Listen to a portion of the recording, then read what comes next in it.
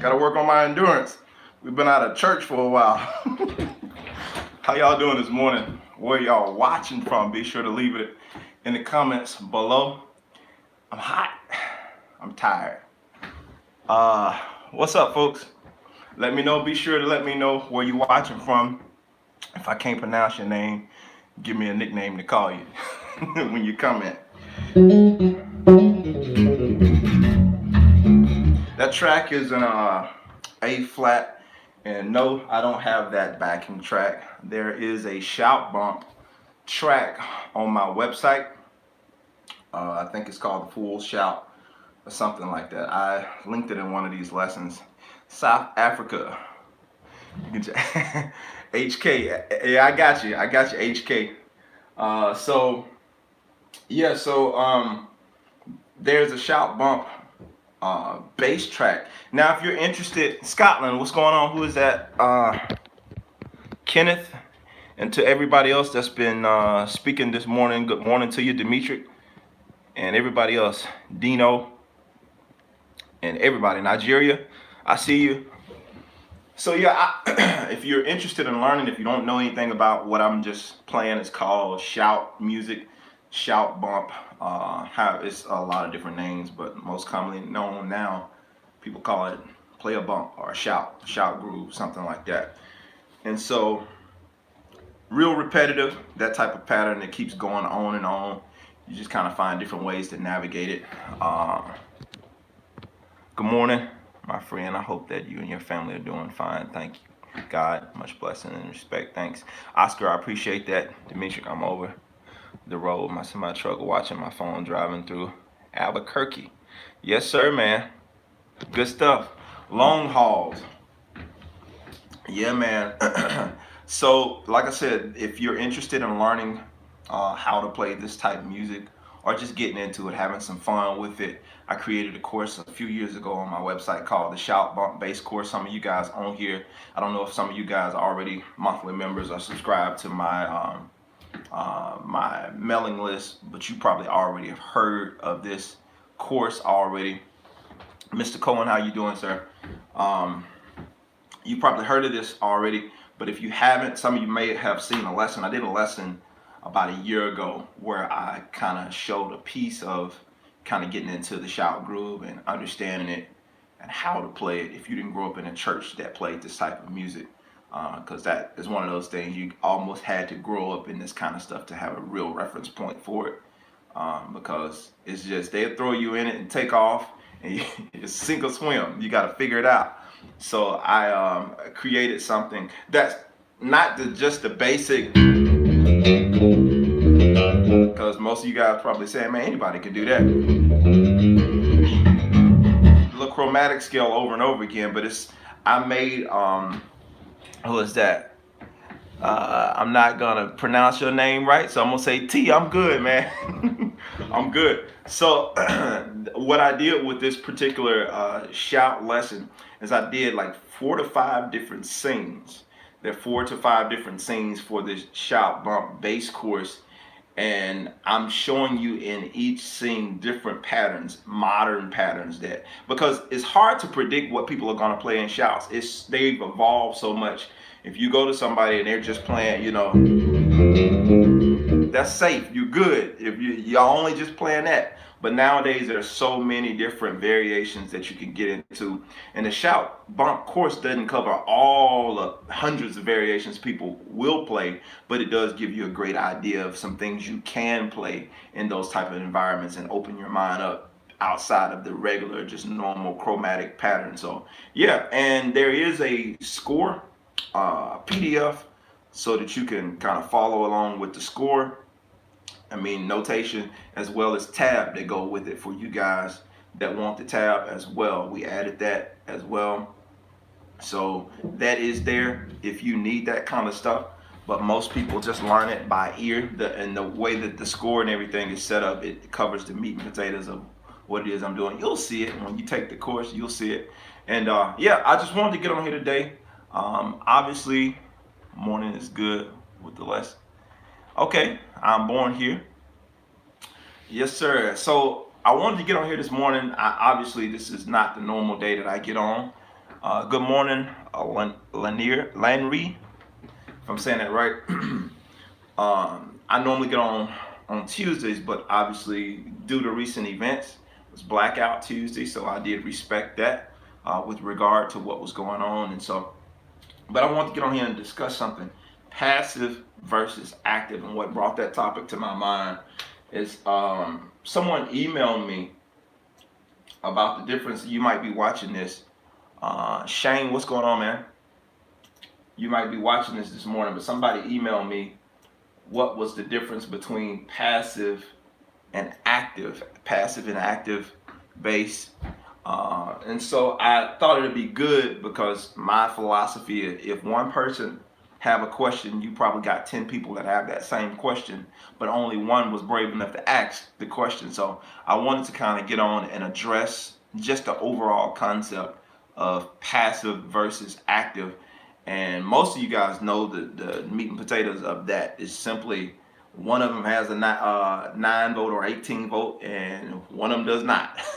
So your bass, in particular, talking about your bass and talking about the electronics in your bass, a lot of basses nowadays are active. A lot more basses are active. You go back to the older basses and basses that are more have more of a classic feel to them.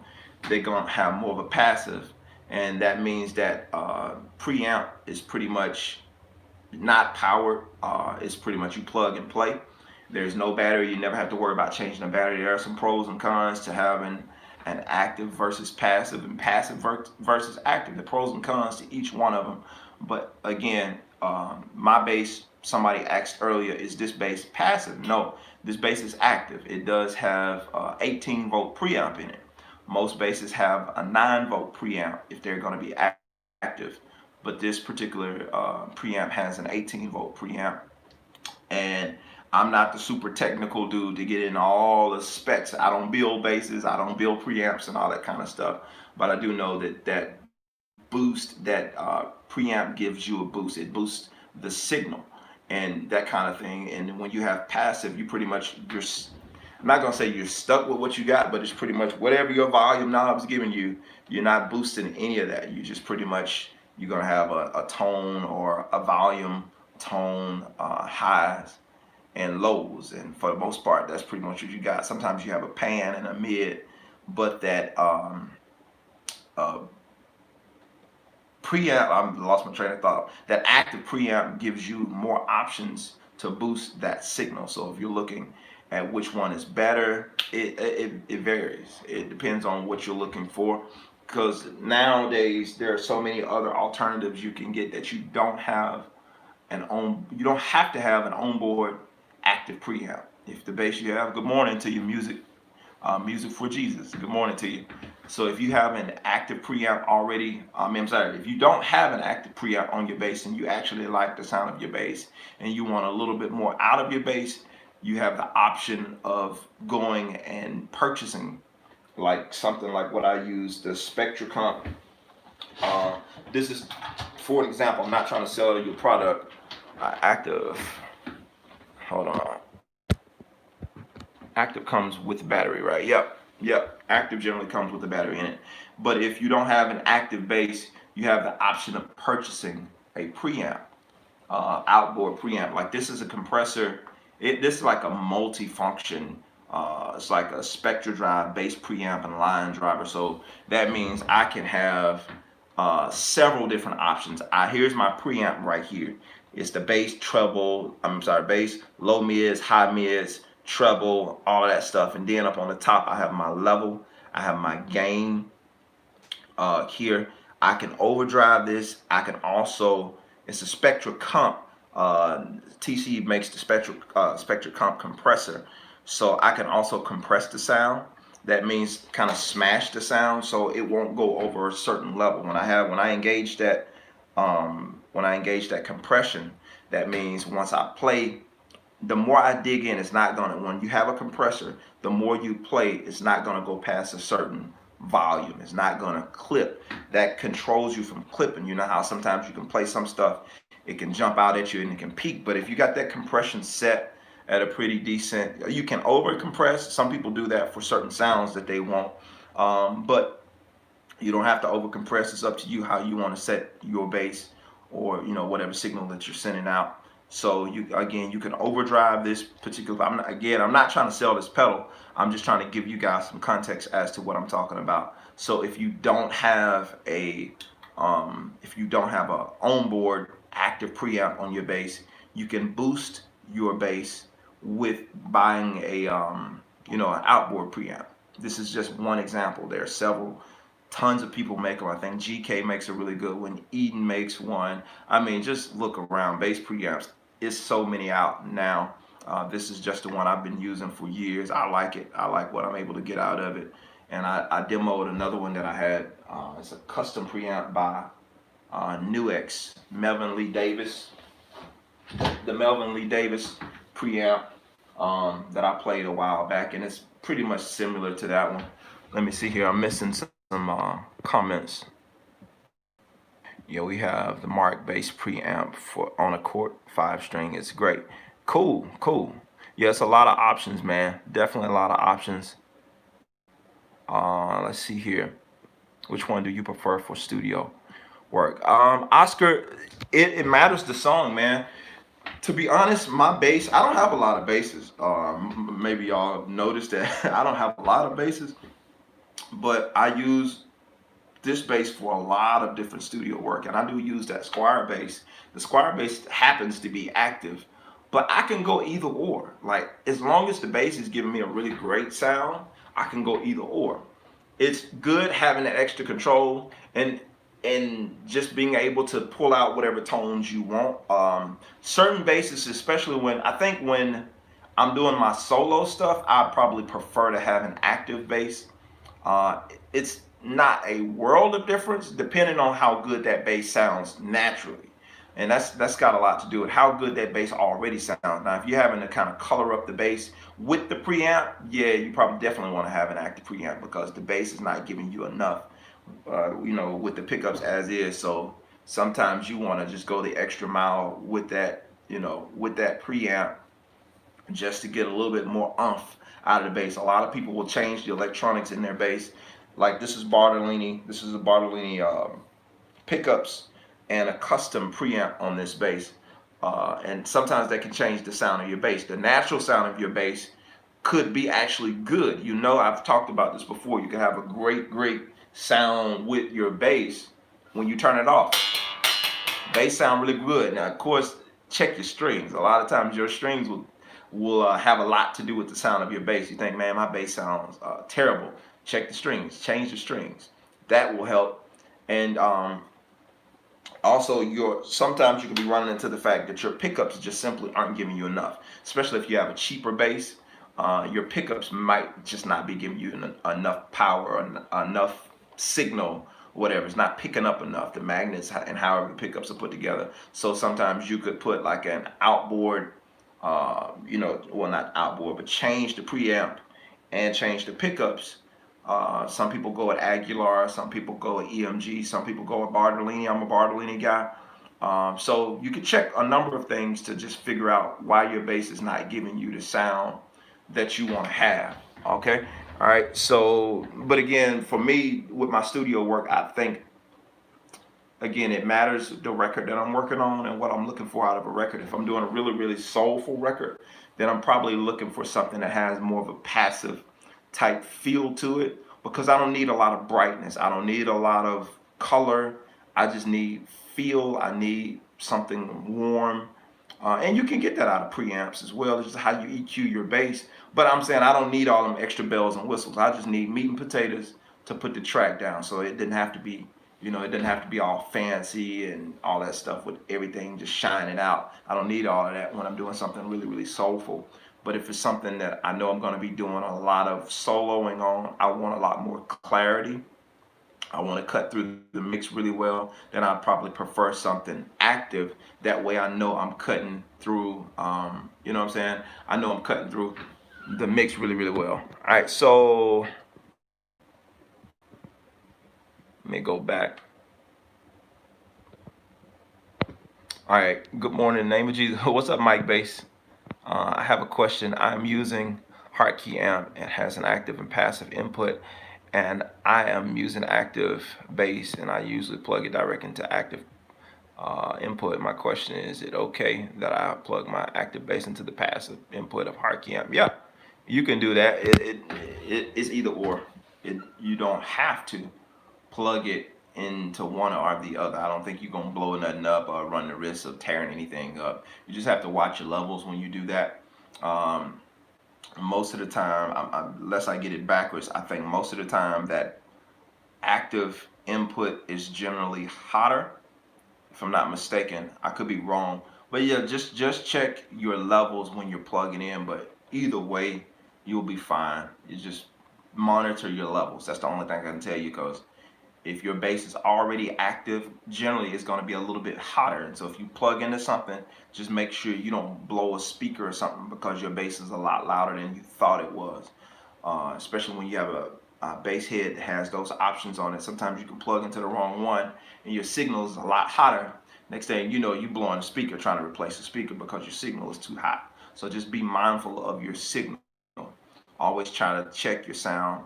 And if you're not sure, if it's not your amp or something like that, turn the volume, turn the master volume down when you plug in, and kind of work your way back up, so you don't damage the speakers, anything like that. All right. So good evening, Zuala. So what part of the world are you in? Because it's definitely morning over here. Does the external preamp allow you to practice without a bass amp? Like, for example, just using Yes, it does. The one that I have does allow you to practice. Most of them do. Most of them do that now. You can take them, especially if you're traveling a lot. Some of them you can even use as an interface. I think I can use this. I've never used it as an interface, but I think I can use it because it has a USB out on it. And so if you can get this to show up like on your computer, I think, if I'm not mistaken, you can plug this USB out if you have the cable to connect USB into your computer, and it shows up in that DAW, that DAW that you're using. If this shows up, you're good to go, and you can just run direct into this and record using this. Like you can send it line out with a XLR cable, or you can go line out with if you wanted to do that, you can go line out, like just say bypass using it. Because I think if you're only going to use it as an interface, you don't have to have a line out. You just go into it and your signal should be coming through USB. I could be wrong. I don't want to say it wrong, but I've never used this one as an interface. But that's generally how it works. Your signal comes through that way. But nonetheless, if you do have an interface already and you want to run into this, you can do that as well. Just run out straight into your interface. This basically be your signal chain. You go into this, out of this, into your interface. But using the headphones to practice, yes, you can see that phones sign right there, and you got a auxiliary in where you can probably send in like a drum loop or a metronome or something like that, or a song, like you playing some songs from your whatever you got, computer, iPad, iPod, or whatever. People still use iPods. So you can send it into here as well. And yeah, you can do that. Let me see here. All right. Have you played a Music Man bass? Man, it's been years since I played a Music Man. It's been years. I have played one. It's been years though. You mostly use the back pickup. It depends. I normally, my hands normally fall in between. I normally kind of play in this area here, depending on what I'm doing. I normally kind of fall. What's up, Will? I normally kind of fall within, like, between. I center both pickups, and it depends on what sound I'm going for. Like a lot of that thumping stuff that you heard me doing. Of course, I'm definitely closer to the neck when you hear me doing that thumping stuff. What's going on, Ken? So I'm normally in front of that. I'm normally in front of that front pickup. You know. Let's see here.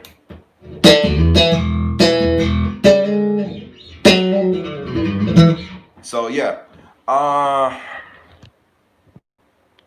Drinking coffee. Never been able to get into coffee. Let's see here. Floyd, I'm sorry. What's up, man? How you and the family been? Hope all is well. Dude, we're good. Thank God, man. We're good, and we're pushing through it, man. Um, which one do you prefer for studio work? Is the name of the brand of the preamp of pedal? Thank you for using and sharing yours. I think you said what is the name? Okay. I think I answered the question about which one I prefer. I'm not gonna go back through that one. So, but the name of this pedal that I was showing you guys that I'm using is called the Spectra Drive bass preamp and line driver. It's by TC Electronic. It's very dirty, but it's called the Spectra Drive. And so yeah, I actually damaged mine a while back.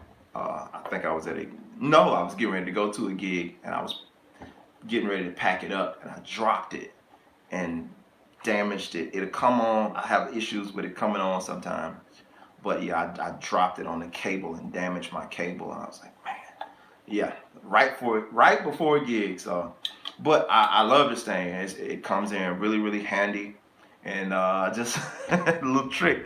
If you ever change your strings, you can just boost that treble just a little. That's a cheap way to do it, but you can boost that treble just a little bit to get a little bit more bite out of your strings. If you ran into a situation where had a gig, didn't have time to change your strings, just boost that treble a little bit when you want to go to the high side, and that'll help you out. All right, so or just keep your strings changed often. I've gotten better at changing my strings. I used to prefer a darker, not as bright of a sound, but I think as my ears have grown, I like more options. I like to be able to kind of go straight to, that thumping thing and have a lot of clarity.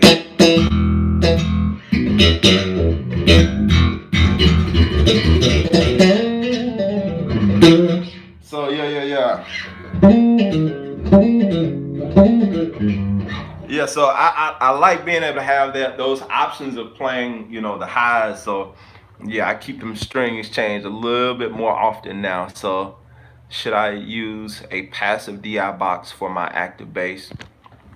Uh, you can, um, because your bass is active, so it's already powered. Most of the ones I use have all been active. Most of the DIs that I use, because it's like the signal initially is coming from your bass, and it's just the as far as the DI, it's just a means of connecting. Like it's not correct. Tech heads, correct me if I'm wrong, but that DI is not adding anything to your sound. That DI is simply to get from your bass to the board. It's to get your quarter inch converted into XLR so it can get to the board via XLR. So that's really the full purpose of that DI box. Don't like it. The DI box is just a glorified converter. That's pretty much the sum total of what it is. It's just something to get, like this could literally be a DI for me. It could be a DI because I can go in right here and I can come out. I can come out quarter inch or I can come out XLR. So this can literally act as my DI. If you had an outboard preamp, you could run straight out from here, straight into the board. And that could be your DI. Granted, this is a souped up DI. That's all it is, just a really souped up DI. It's all like a preamp is, just another way to get into the board and you to control the sound. That way the sound man is not doing too much tweaking on your sound. Granted, if you're in a big arena or something like that, they're gonna probably do some tweaking on your sound. But for the most part, you're able to give them what you want to hear from your bass, sending a signal, because most DIs bypass the amp. So these would come in handy because at least this signal would be what you're hearing in your ears. This signal here, because normally when you run through a DI, unless you're running directly out of your amp, if you're running a separate DI and you're kind of daisy chaining into the amp, you're getting a direct sound of your bass. So what you're hearing on your amp is not what they're hearing out in the house. So you just kind of got to be mindful of that stuff when you're doing that. All right, so I like the Countryman DI box. Yes, sir. I haven't used that one. I've used the Red Eye, and I know some of them, your sound. Some of the DIs, I'm not watering down the DIs. I know they're important. Some of them give you a warmer sound and all that kind of stuff. But at the end of the day, it's like if your sound is bad, it doesn't matter how much you warm it up and all that kind of stuff. If if your sound is bad, it's gonna be bad all the way around. Ain't gonna be too much you can do about it. You know what I'm saying? All right. So Steven says, "Good morning, Jermaine. I have one if you want it. No charge at all. And I don't use it a lot. Appreciate that, man. So you have what you have, Steven? You talking about one of the you talking about the Spectre drive? You have one of those? Let me see. Andre Colson, good morning, bro. I've been watching a lot of your videos. Appreciate that, man. Andre, I'm glad I can help, man. Yeah, TC makes some good stuff. Did you know my sound? How did I know your sound is bad? Man, it's just, I know sometimes that's another thing. I did a clinic a few weeks ago. I was in Texas. I was in Longview, Texas, doing a clinic. Funny thing is, it was not a bass clinic. It was a guitar clinic that I was doing there. And oh, sweet, man, sweet. I might have to get that up off you. I like it. So yeah, I was doing a guitar clinic. I did, of course, I played some bass too a little bit. But one of the things we were talking about is trying to get away from depending so much on the gear, and you absolutely depending so much on the gear, depending so much on the pedals and all of that kind of stuff. You don't want to do that. You want to get in touch with getting as much tone as you can from your hands and this instrument, like kind of really finding your way around, finding your tone, knowing what your bass sounds like even before you turn the volume up, having a good idea of what to expect, because all of these knobs, these preamps and all of that stuff does is enhance what's already there. So if you're sounding trash before you turn your volume up, that means when you turn your volume up, you're gonna sound trash and it's just gonna be loud. That's basically all it is. And if you're looking to boost your, my bass sounds bad. Like first check your own tone settings before you start buying stuff. And I've talked about this a lot. Check your own tone settings. I'm able to get tons of tones out of this bass. I've had this bass almost 10 years now, and I'm still finding, I've said this before, I'm still finding different sounds. I'm still finding different tones, and it's not because I'm buying more gear. It's because I'm going through this bass. I'm changing my hand positions. I'm changing, this bass has a little bit more intricate, it's not that complicated, but it has a little bit more intricate, I'm about to say a mixer on it, a preamp on it. So I have a lot more options, so mid-range selector switch. If you guys own a Warrior bass, you know about it. So, it have a few more options as to tone, but you can't get stuck with one tone. For years, I played one type of tone because I like that tone so much on this bass. And I had wrote off this bass to only having that one tone. And I was wrong. I had to apologize to my bass. I'm like, man, wow, you got a lot more tones than what I was giving you credit for. It's like the tone that I got really comfortable with. It was like my go-to tone. I think one of the tones that people that come to know me for from this bass was more so like it was more so this tone here that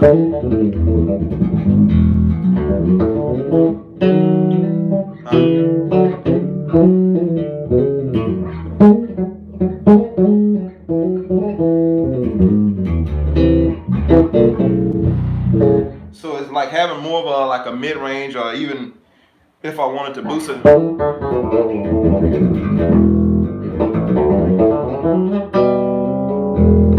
So more of that tone there, and just not really exploring. I did explore it, but not fully exploring all the range options because of the type of stuff I was playing. I like that type of tone for the type of stuff that I was playing, but as I got into playing other styles of music, trying to match certain tones I was hearing from other records, like trying to get close to like nice slap tones and that kind of stuff, I started kind of just playing around and finding other tones that this bass had in it that I don't normally use. So stuff like, completely different tones.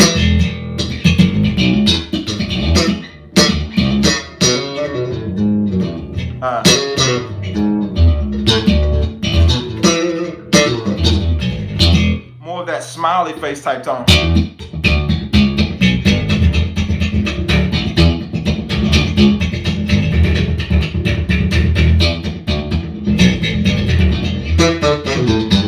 You know what I'm saying?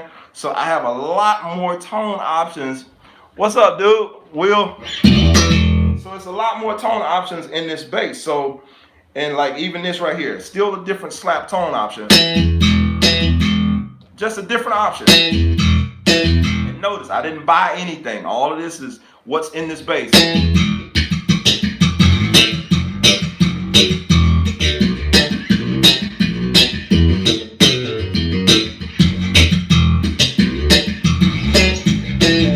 You know what I'm saying? So like, and let's see, let's try a different one. We can add a little bit more mid-range to that tone.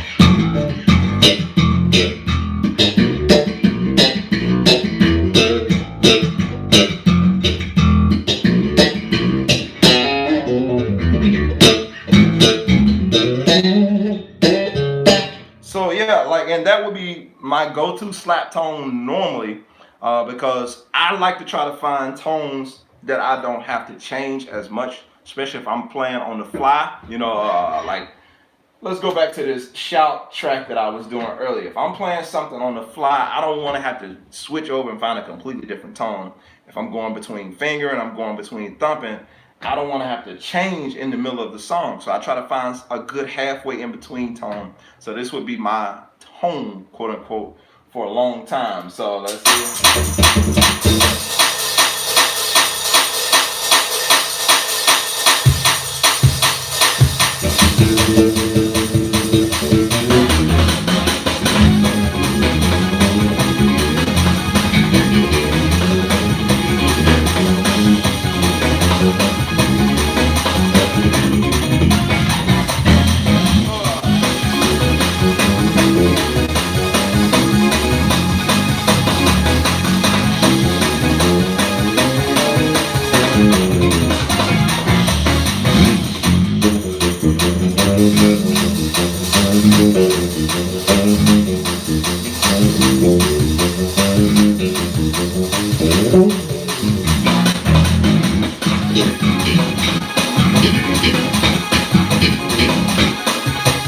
trying that with a completely different tone, the tone I had earlier. So where I kind of got more of that smiley face going on. All right, so.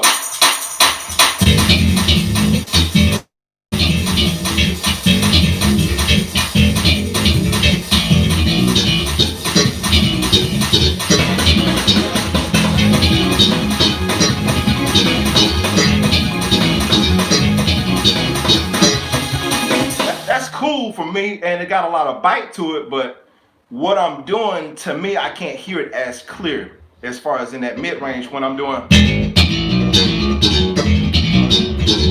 as opposed to if I were to roll back a little bit, bring some of those mids in. So now you can hear that in that B, and you get that C sharp a little better now. Still a little dirty, it's early in the morning.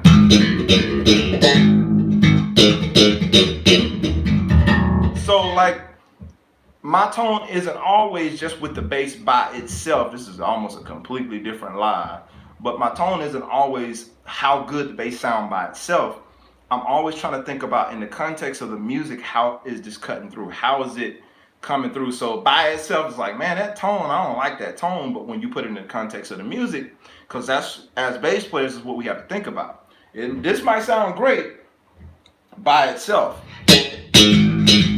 but once I turn everything on, it's like, or I get in a band setting, it's like, dude, I don't hear what you're doing. I just hear pat, pat, pat. You know, it's like really crystal clear on the high end. But when we get to the mid range and what you're playing, it's not cutting through as clean. And that might have something to do with the fact that you have no mids in there. So we need some type of mid. So now I got the option of jumping back and forth.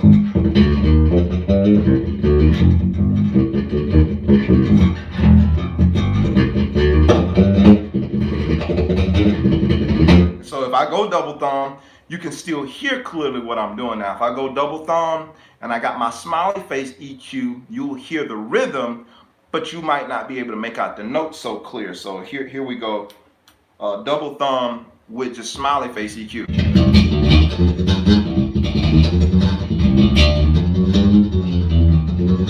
Now here you can hear it clear. Let's put it with the music.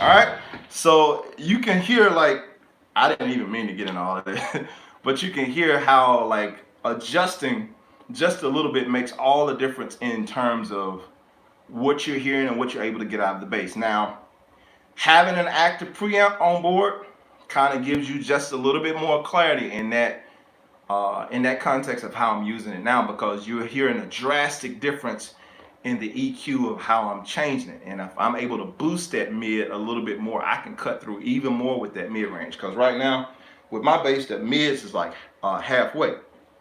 So I can change my selector switch because it's, you know, a powered preamp, so to speak. And I can boost those mids even more depending on what I'm trying to get out of the bass. So I'm not saying one is better than the other. You just have some more options available that you might not have. All right, I know I'm super behind with the comments. All right, Will Donnie, what's up, dude? With active pickups, you don't have to worry about hum that could possibly come from pedals,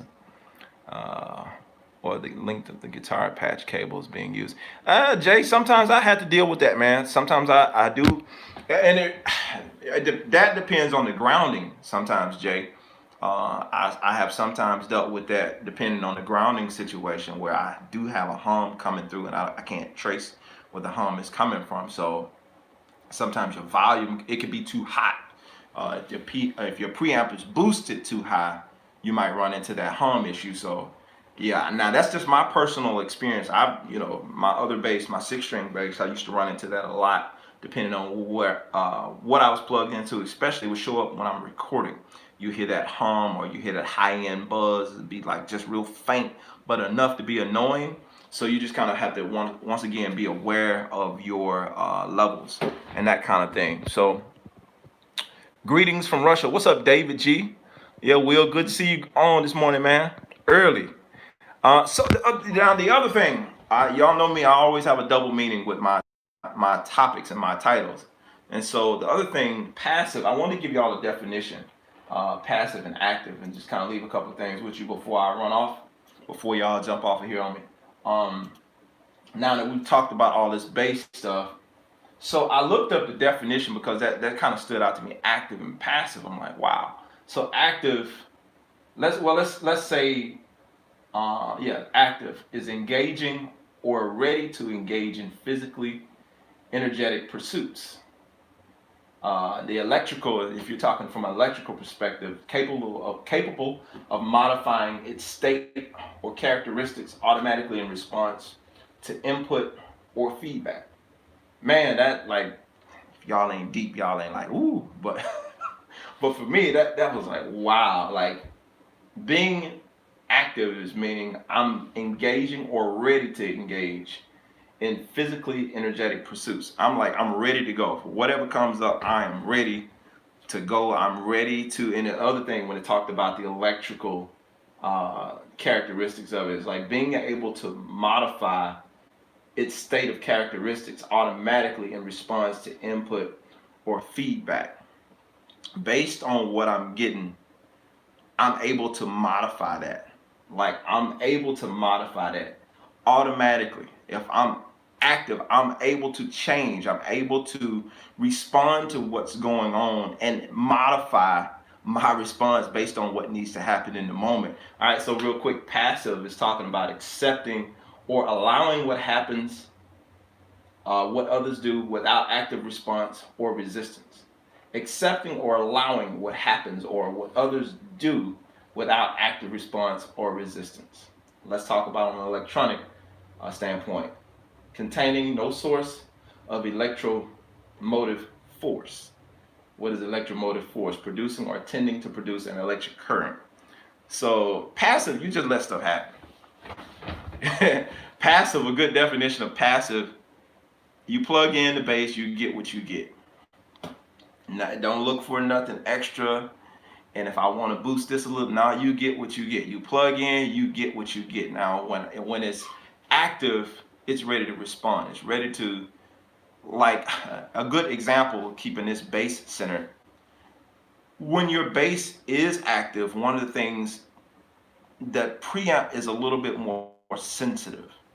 Just for a better definition, it's a little bit more sensitive to what's going on, meaning how you play the bass. Notice you pick up a cheap bass, and this is not cheap versus expensive basses, because we've already had that conversation, and there are some cheap basses that sound really good, but most of the time you pick up a bass that costs a little bit more money.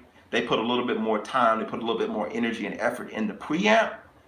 It responds very well. And I think that's what a lot of people like about boutique basses, is they respond, especially the ones that are active. They respond. When you play something, the harder you play or the more you dig in, or when you do certain things, they respond.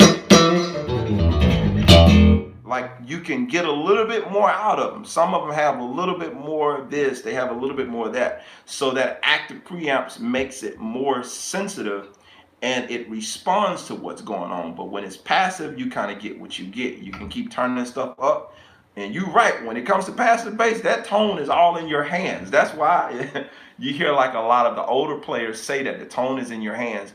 Most older players grew up playing, myself included, grew up playing on passive basses, so you had to really learn how to develop your own tone and not depend, like I was talking about earlier when I did the clinic, you had to learn to not depend so much on the electronics, because the tone is coming from your hands. It's what you're creating that's giving it that thing. So if what you're using, if the thing you're using is passive, that means, or the person that you're using is passive, that means you have to exert more energy. If a person you're using or a person that you're connected with, a person that you're having to work with is more passive, you have to give off more energy to make up the difference. So even in a musical situation, even in work situations, if I'm on the stage and it's just a band and no singer on stage, no singers, is just instrumental, people are going to get bored if every member on stage is passive. Somebody's going to have to put in more energy. Whoever the active person is on the stage, they're going to have to double their energy even more, because I'm working with something that is passive. That means you're going to get what you get. They're not going to give you any more. They're not going to exert any more energy. They're going to give you just what they give you. So you have to work a lot harder. So my question, rhetorical question today, which one are you? I ain't talking about bass preamps at this point. When it comes to life in general, when it comes to the first definition I read is, the second definition when I talked about passive, accepting or allowing what happens or what others do without active response or resistance. Just accepting whatever happens. Which one are you? Do you just accept what somebody tells you? Somebody tell you, man, you suck. You're not gonna be any good on the bass, or or you're just a terrible person. You're just a terrible human being. Do you accept that, or do you resist that? Do you fight back? Do you have some type of comeback force in you, or are you just passive?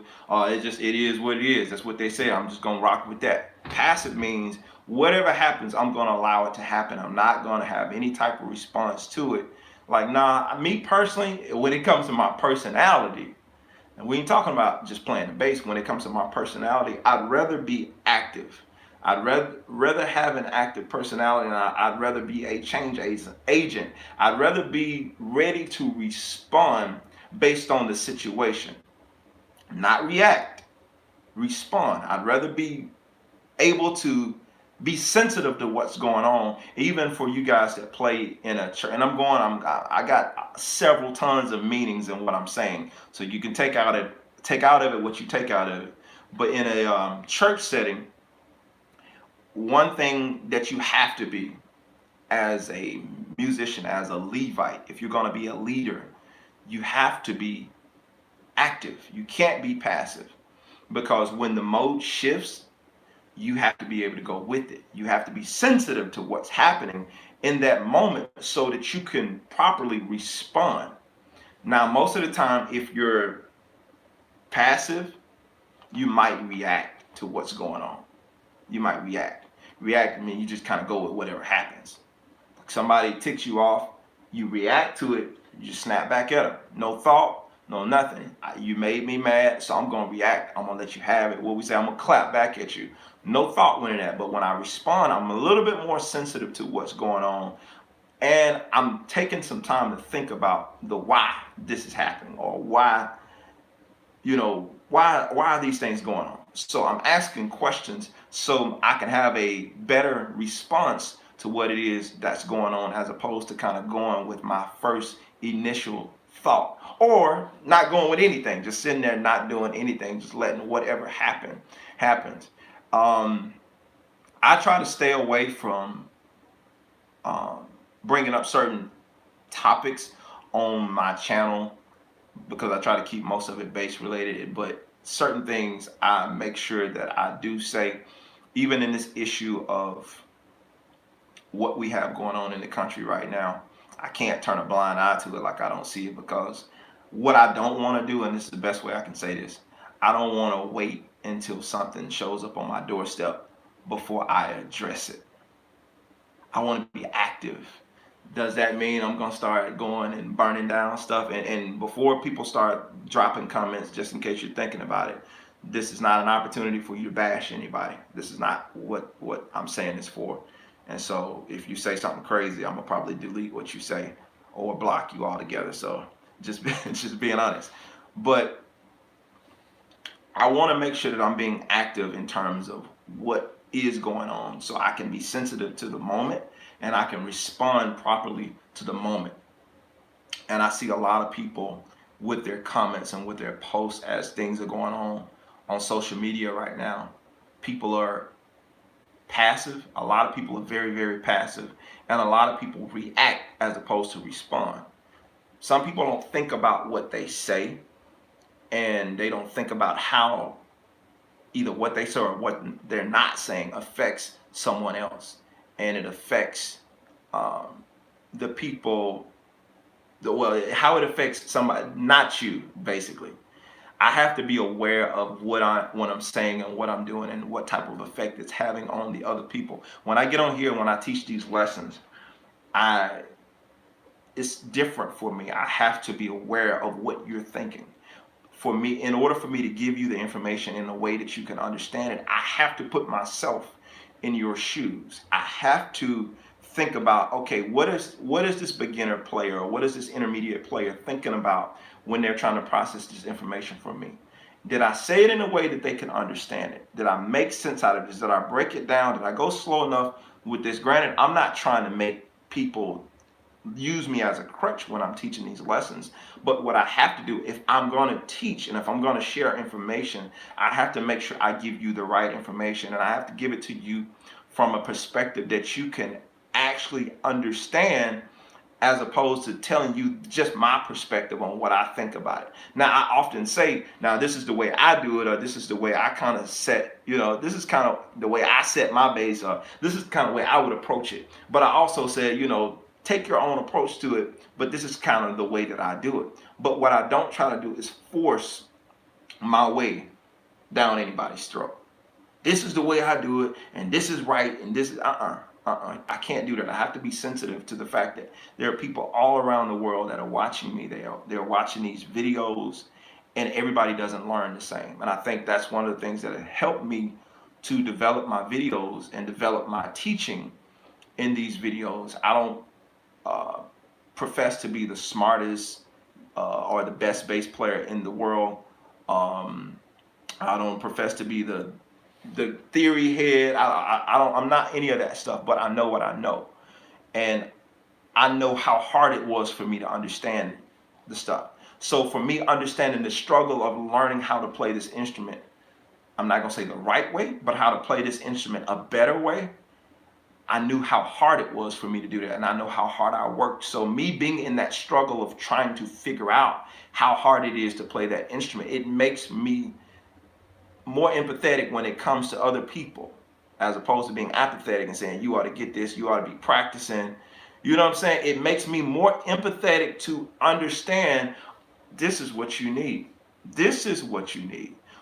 I remember when I was struggling with that. So most of the time when I talk to people, when I say stuff like, I'm giving you the secrets nobody told me, well, I'm being honest, because certain things, had I known this stuff 10 years ago, I could have saved myself a lot of time. But now that I know this, I want to save you a lot of time. But that comes from a place of empathy. That comes from a place of being there and being able to completely understand what you were going through as a player. I've been there before. No, I didn't grow up where you grew up at. I don't know how you grew up playing. I don't know if you grew up playing in the church. I don't know if you grew up playing jazz, whatever it is. I don't know how you came up. But what I do know, that there was a struggle for you to learn this instrument. If it weren't, you wouldn't be on YouTube trying to find lessons to figure out how to better yourself. You see what I'm saying? So I can't just automatically assume just because a person isn't at a certain level that they haven't put in the effort. They haven't worked hard. They haven't tried. My mission in life, me personally, this is my mission: motivate, encourage, inspire. Nowhere in that does it say be condescending, put people down, and tell them that you ought to got it like I had to get it. Nah. I might have had some opportunities. I might have had some mentors that poured into me along the way. I might have had some people that dropped some nuggets into me here and there. We don't know. Or you might have had a parent that was giving you all the right stuff, giving you all the right music to learn at the right time. Like, for instance, don't get offended, I'm going to use this term. I would say musicians nowadays, the younger musicians that are coming up are phenomenal, but they are privileged. Why are they privileged? They have YouTube. They have people like me that are showing everything on the bass. They have people like Derek Bennett. They have people like Scott. They have people like Yannick Wisdala, and the list goes on and on. Marcus Miller, all these giants who've done these DVDs, and now they're available on YouTube. When I was coming up, you had to buy that stuff. Matter of fact, you didn't know that it was out until it showed up on YouTube. For some of us, we didn't even know that this stuff existed. If you stayed in the backwoods of Mississippi or somewhere like that, you didn't know that this stuff existed. So I call them privileged because you had the privilege of accessing this information. So it was easier for you to learn. That's not to say you worked harder than I did. You just had access to the information quicker than I did. You had access. Somebody let you know what to listen to. Somebody let you know what you need to learn. Somebody helped you. Somebody told you, hey, go listen to this. Or you met myself or another player at a concert and you got the opportunity. You was privileged to get up and ask this person, hey, how did you do this? Or me even getting, I'll say this, the people that are watching this video now, and if you're new to bass and you're being able to ask me questions face to face as I'm doing it, hey man, what bass preamp should I get? Hey man, what? You are privileged.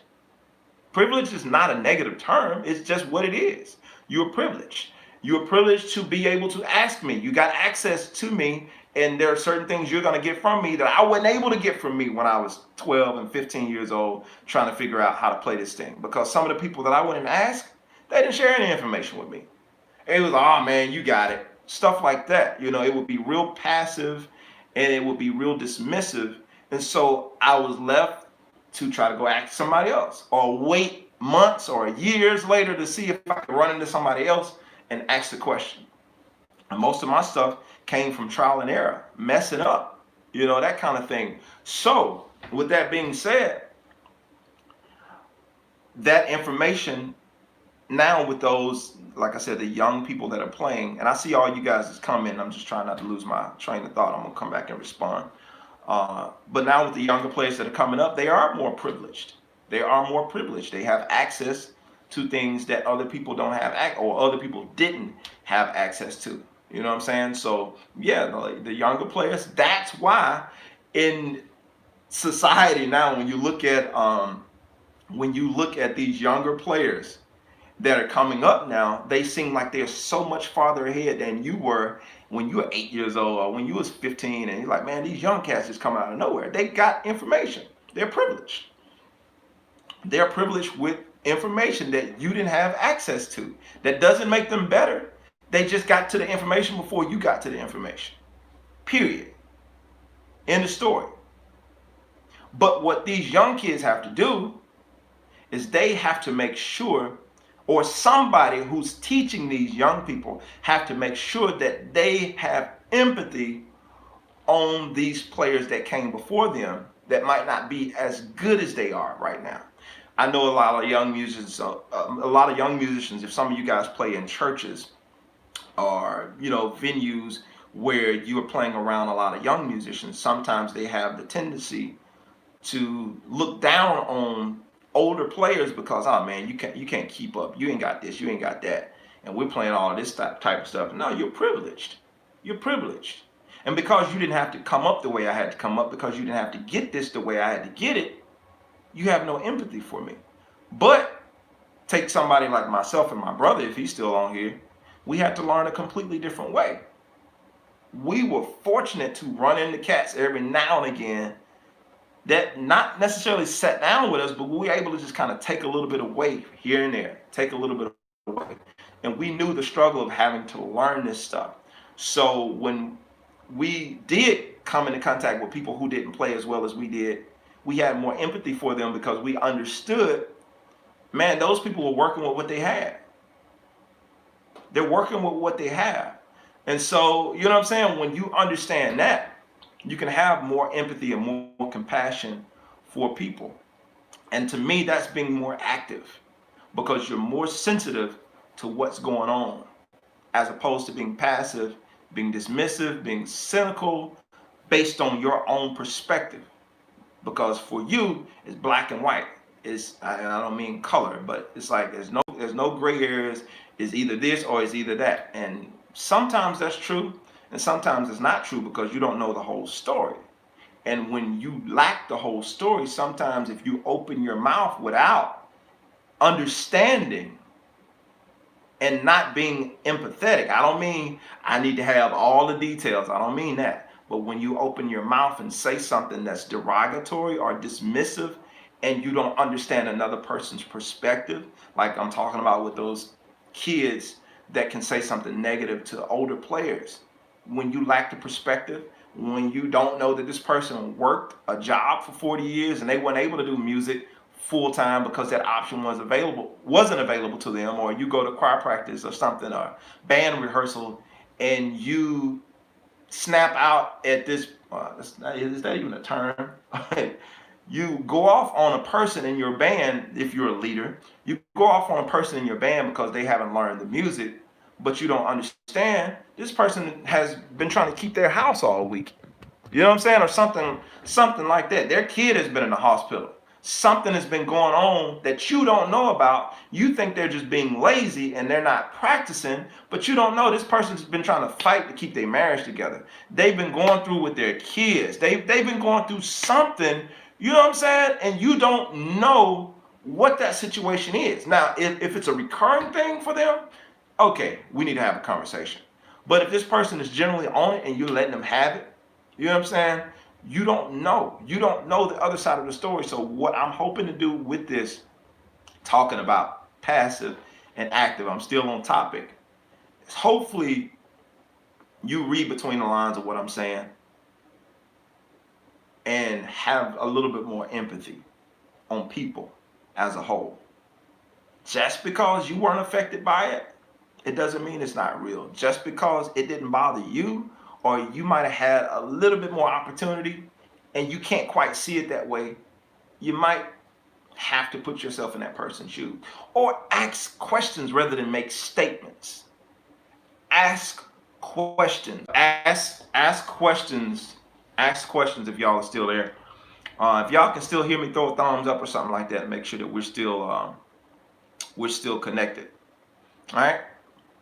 But ask questions rather than just make statements, because when you make thank you, when you make statements without asking questions, you run the risk of offending. And now what you were trying to maybe build, thank you, man, what you were trying to build with someone, you've ruined that. I could have built a relationship with you, but you were too busy trying to be condescending to me. You were too busy trying to tell me what I should do, how I should think, and you didn't understand where I was coming from. Thank y'all. I see the thumbs up so y'all can hear me. I got disconnected for a second. So, you know what I'm saying? Like, you have to make sure that you're asking questions, asking the right questions. And when you ask questions, be willing to listen. Be willing to listen to what the other person is saying. Be willing to hear their heart. Be willing to step out of your own situation. Man, I've learned so much stuff. I think the coolest thing with me is when I get to talk to players. I do these live, not necessarily these lives, but I do these, coaching calls. If you're interested in coaching calls, shameless plug, JermaineMorgan.net. Check out my coaching tab and you can see how you can do the one-on-one calls with me. And from time to time, I do the Zoom lives as well. I need to do one of those. I've been busy. I'll do another one. I'll let y'all know when another one is coming up. So, but one of the coolest things is, Stephen, if you're still on here, I get excited, man, when I'm able to hear other people's story, when I'm able to hear how other people got to the place they get to. And one of the things that blows me away the most, and y'all might think this is funny, but I have a lot of players over 50 that follow me, that buy my courses, that take lessons from me. And man, it does something for me. It just encourages me when I hear a player send me an email. I read all my emails, and somebody send me a comment or an email or something like that. And they said, man, I've been playing for 30 something years, and I had put it down and I saw your videos and I decided to pick it back up, or something like that. Or they tell me what they went through, the reason why they stopped playing, I had an accident or my wife died or this happened. It's like people's stories are important. The story is important. The story is important. The story is what gives you compassion for people. The story is what makes people human, because right now it's easy for me to diminish everybody that's on here to a number, because I just see a number with a little, icon beside it. And so I can easily diminish everybody on here to a number. You're just a number. I don't know who you are. I can't see your face. But when I'm able to see you face to face, I'm able to hear your voice, I'm able to talk to you. Now you become human to me, because I get to hear your story. I get to hear your perspective. I get to hear from you. And now that makes you human. But the fact of the matter is, before I get to hear from you, that number means there are humans watching me. It doesn't matter that I can't see you on the other end. You know you're on the other end. You know you're logging on YouTube watching me right now. So you know you're human. So my perspective doesn't negate what you are. My perspective doesn't negate your story. The fact that the fact that I don't know your story doesn't negate your story. It doesn't make your story irrelevant. That means I just don't know it. And until I get to know your story, it's a little harder for me to have compassion. So that's why I have to work a little harder to get to know people. Social media has allowed us to become antisocial legally. Social media has allowed us, it's given everybody a license to be antisocial. Because as long as I can post, as long as I can, act like I'm being social, I don't have to talk to anybody. Well, you saw me post on my timeline. You know I'm good. You know what I'm saying? It gives us the license to be antisocial. Truth being told. But to call somebody or to check on somebody or to genuinely send somebody a message from the heart, that's a little different. You can't call everybody, you can't talk to everybody, but some people you can reach out to. Some people you can show a little bit more than just a thumbs up or a like, because what does that mean? I appreciate it. And I'm not, y'all be sure to like this video. I'm not saying your like is not important, but I'm saying in the social media world, we have made likes more important than relationship. We have made all of that stuff more important than having actual relationship, having actual connection with people. The only way we can be empathetic, compassionate with people is you have to have a relationship with people. Not relations. You have to have relationship with people. You do that by asking questions, having compassion, being a little bit more active. You know what I'm saying? Being a little bit more active in your relationship. How you give to people, how you share with people, even being more active in your community. Just going up and talking to people from time to time. I'm still in a new community. I just bought my house last year, so it's still fairly new to me, and I'm still getting to know people. But from time to time, I just go over and speak to people and just have a conversation with people. Because sometimes it's important for people to get to know you, because people can judge you. We all do it. Unawarely, sometimes we do it awarenessly. We judge people based off what we see, and we don't get to know people. We don't get to know that this person has a story. Oh, I see you doing this. Oh, I didn't know you did that. Yeah, I do a lot of stuff. But if you talk to me, you'll find out, oh, we have a lot in common. We have a lot in common. It's so cool, and I'll use this. I referenced this a few lives ago. I seen that's this worship. I can't think of the name of the group, but my wife and my kids, we watch worship early in the morning. We do devotions and watch worship early in the mornings in my house. So if I were to walk you guys over there right now, you hear them playing some type of worship on the computer. But there's this group from Africa, well, several groups, and I'm hearing the music. It's worship music, and it's so good. It's really, really, really good. And the thing I hear, I'm like, it sounds a lot like American music. I mean, obviously they're singing in English, but the way they're playing it, I'm like, it sounds a lot like American music, but it got their own thing to it. But it's still, there's a lot of similarities, and there's a lot of common ground. And granted, I know a lot of those guys have been studying our music for years. Vice versa, we've been studying a lot of that music. And all around the world, I mean, I'm just using that for example. We've done it all around cultures. I mean, so it's like that universal thing, that common ground, finding common ground with people. It's hard for me to be dismissive, to be passive, to be super aggressive with somebody that I have common ground with. You know what I'm saying? If I can find common ground, it makes it a little easier for me to love you. If I can find common ground with you, it makes it a little bit more easier for me to be compassionate with you. If I tell you, um, my son from time to time has to take breathing treatments because when he goes outside and play, sometimes it's hard for him to breathe at night. And you say, oh man, my daughter deals with the same thing, or my son deals with the same thing. Now we got common ground. So now automatically it happens. You develop a little bit more compassion. Why? Not because you know my son, but you can see a little bit of yourself in me. And I think that's when we get to that love your neighbor as yourself. One of the greatest commandments. The second one, love your neighbor as yourself. Because when I can love you as myself, I can see myself in you. And I don't hate me.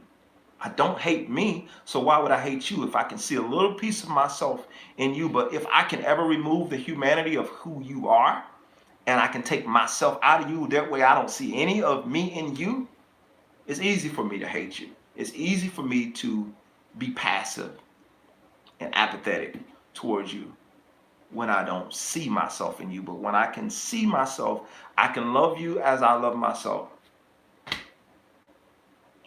I can be a little bit more active. All right, that's enough of that. I'm gonna read a few of these comments. I'm gonna try to read most of them. And wow, I'm gonna try. I missed a whole bunch of stuff. All right, so okay.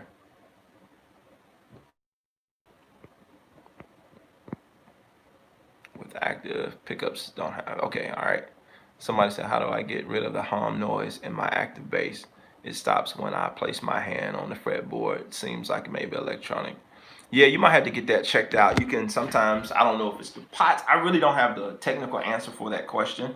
You might just have to check your volume. Sometimes your volume might be too hot, and sometimes like sitting too close to your amp, that those sound waves, you being too close or having your bass facing something that has like a different electrical current or something like that. I'm not an electrician or whatever, but that current sometimes create a buzz. So I know even with my guitar, when I'm playing my guitar, when I turn towards my speakers, sometimes I get a buzz. But if I sit dead center, it sometimes might have it's definitely a volume issue, and sometimes it might have something to do with a grounding issue. A lot of times it might have something to do with the grounding issue. So just kind of just troubleshoot with that, but definitely pull back on your volume. If you're experiencing a lot of that, pull back on your volume. All right. So,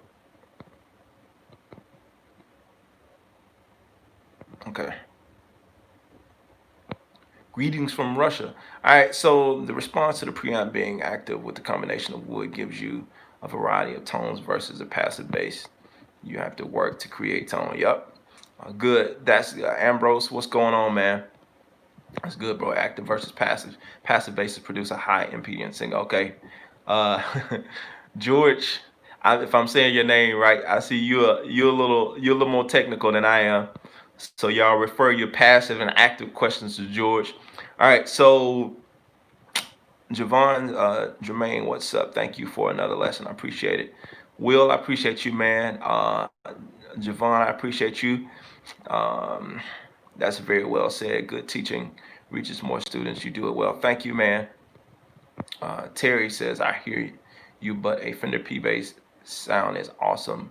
For certain, you would be hard pressed to get authentic sound of an active. Well, Terry, you know what I'm saying? Like I said earlier, it depends on the song I'm trying to record. It depends on the record. If I'm going for active or passive. So it's not it's not one versus the other, and it's just really distinguishing one between the other to know what you're going for. So it's like it's not a versus. I'm not saying I prefer whatever. It's just depending on what I'm going for at the moment. For me, your signal, which is very little influenced by what's in your signal chain. So active bass, you get much more constant sound by cutting out all the rebels. Yeah. George Fester. Man, am I saying your name right? Hopefully I am. I'm sorry if I'm not. Donald, hey to you, man. Chef Neil, good morning. As a youngster, you were telling the absolute truth. David, I started playing in the 70s. There was no there was no Jermaine Morgan. Nah, Will, man, it's my pleasure. If you're still here, dude. How to make bass line to the song. Shane, I have to cover that on another one because I'm way over time today. Yep. So thank you guys for the positive feedback. I'm getting a 5 strength for Father's Day. Do you have any advice? Yeah, practice as soon as you get it. A whole lot of practice. All right, so it sounds like several people were having the problem with the stock pickups. Well, some people was having a problem with the humming, so I had the same problem. It was the grounding issue. Yeah, it's a grounding issue sometimes. Maybe my friend George, if I'm saying his name right, he can answer that. But yeah, it's been fun. It's been fun to share. I hope you guys take something away. If you need to, go back and rewatch what I said. But I hope you take something away from this video. And like I said, there's definitely several meanings in this, and I hope you get several of them, not just bass related, but as it relates to the heart, as it relates to people. Take that with you. Don't forget that, man. Let's not lose. I'm sorry. Appreciate that, TS. Let's not lose. I don't know why I keep saying lose our ability to be human and to see others as human. Let's not lose the ability to do that. I think I'm super confident for my brothers that are watching this. I'm confident that we're headed to a better place. As a nation, as a country, as a world, I'm confident. Even though it doesn't look like it, I'm confident that we're headed to a better place. I heard this saying that right before something dies, it generally fights for its life. No pun intended at all. But right before something dies, it generally fights for its life. So we're at the depth of something that's been in this country for a long time. It's the death of a spirit of something, and that spirit is fighting to stay alive, but it knows it's on the way out. It might have some stragglers that might hang around, but I'm confident that in our lifetime we're gonna see an eradication of something that's been around way too long. But it's only gonna come through love. It's only gonna come through love, not a law, not a bill being passed. It's gonna come through love, because love, if you read, I think it's 2 Corinthians 13. I could be wrong. I don't want to misquote it, but it'll tell you all the attributes of love. And when we really look at love, stop blowing stuff off, stop blowing people off, but actually look at loving people the way God intended for us to love people. Yeah, we'll start seeing a difference. And I'm seeing a lot of that. And that's the good thing. Out of all the negative media that I've been seeing, I'm seeing a lot of more positive media surfacing where there is love being shown. People are actually showing love, and I'm confident that love is gonna continue to grow. You know what I'm saying? Love, there you go. Love covers a multitude of sin. Somebody says, I'm sorry, you said the Riff and Lick volume still available. I can't find it on the website. Yep, it's still available. Yep, definitely still available on the website.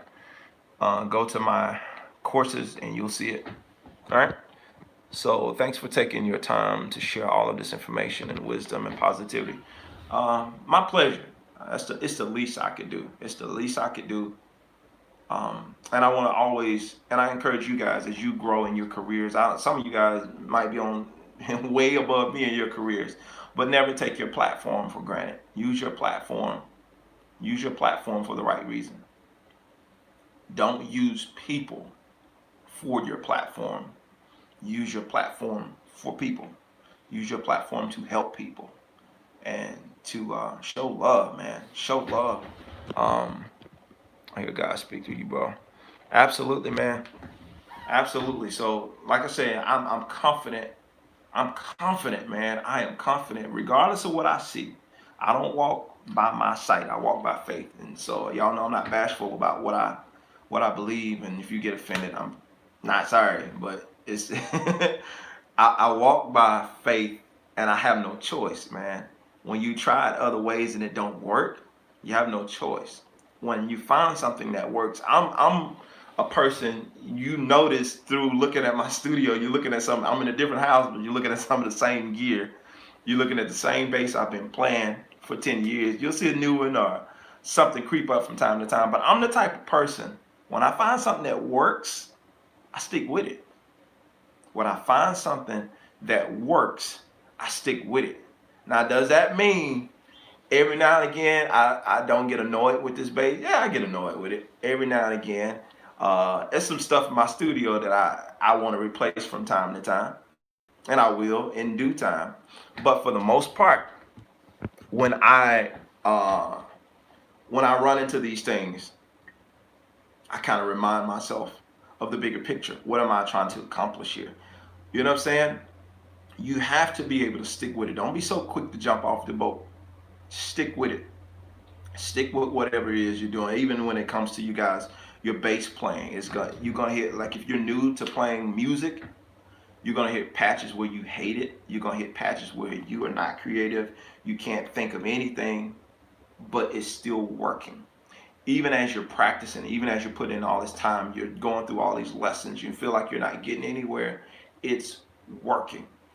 You know what I'm saying? You get frustrated, like, I'm playing all the same stuff. Man, I'm not coming up with nothing. I'm practicing, I'm putting in all these hours.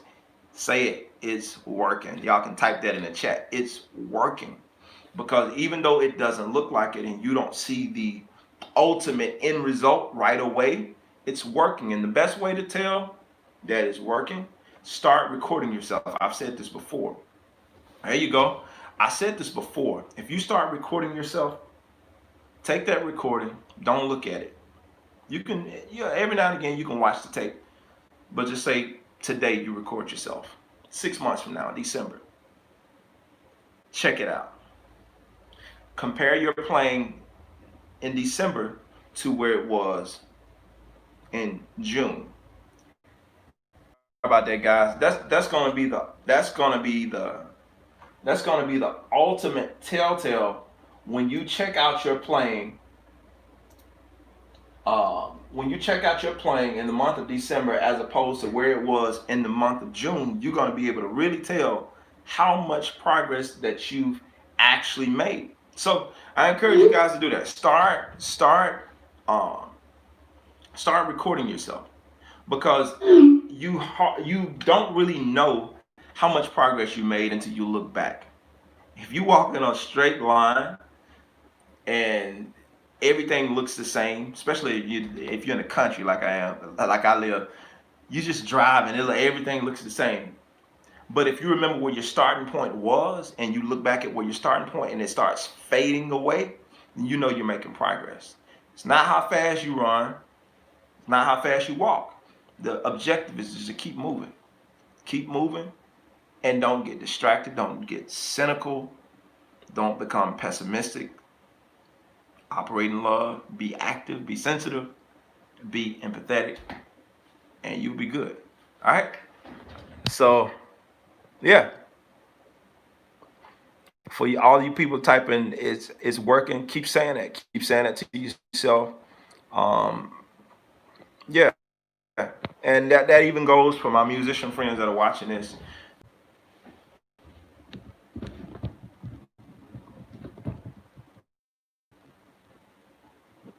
Sorry about that, guys. I'm getting calls this morning.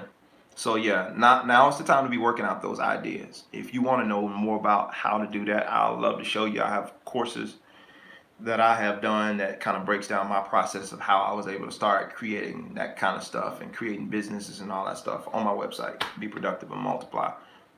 If you want to know a little bit more about that. But other than that, y'all, I've been on here way too long. I hope that I've shared something with you guys that is helpful to you, that's beneficial to you and to your life. And if you found this helpful, be sure to share this with somebody else. Be sure to hit that thumbs up. If you're not subscribed to me, I encourage you to subscribe. And yeah, that's pretty much it, man. Thank y'all for tuning in with me today. Blessings to all of y'all. I'm out. Peace.